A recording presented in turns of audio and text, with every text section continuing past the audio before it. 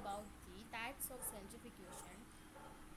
That means types of centrifugal technique. We have already saw the types of centrifugation based on motors. Now we are going to see about the type of centrifugation based on the centrifugal techniques. So based on the centrifugal techniques means it is going to based on the sample separation. How does the sample and what can be the nature of sample to be separated?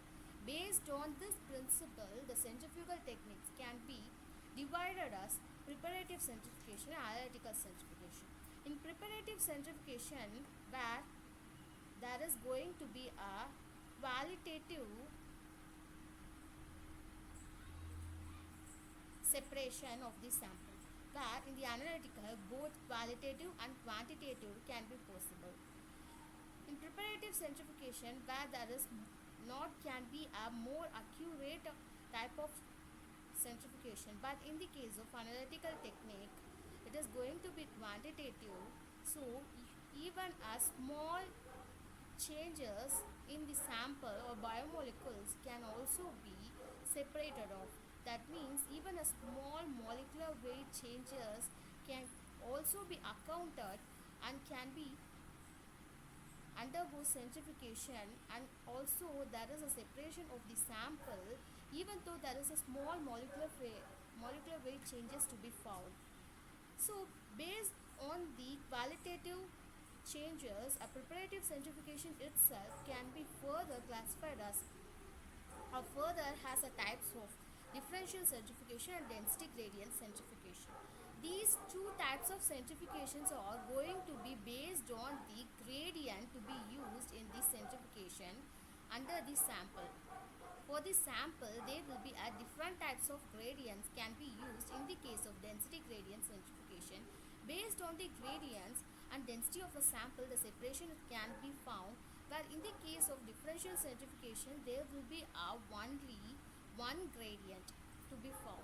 Due to the presence of only one gradient, the centrifugation can be taken place based on the RPM, where there is a different RPM can be used in the case of differential centrifugation. But in the case of density gradient centrifugation, there is single RPM can be followed from the first to last of the centrifugation, but there will be a different gradient can be used so that different types of samples can be separated off in different gradients.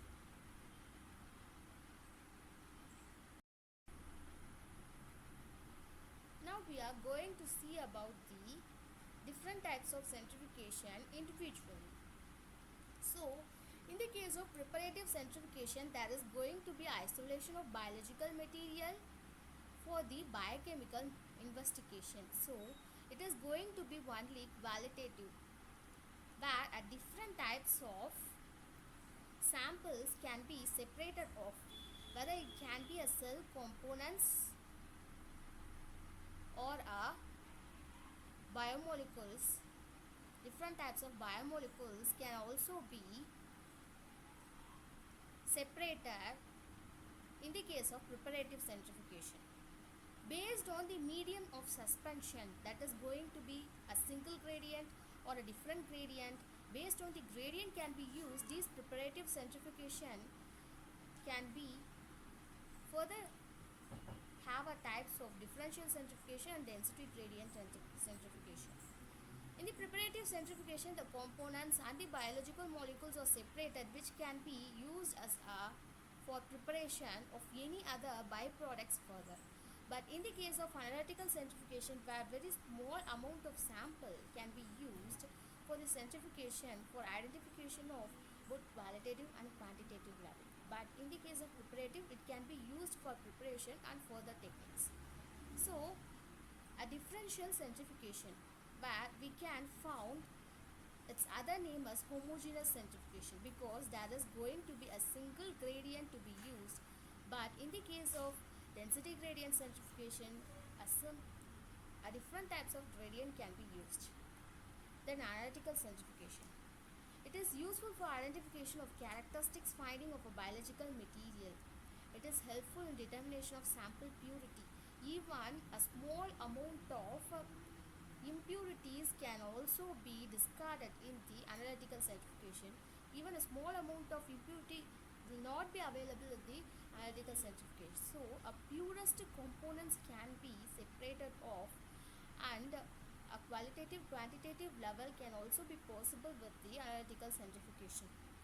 Even a small conformational changes or molecular weight changes can also be separated off in the analytical centrifugation.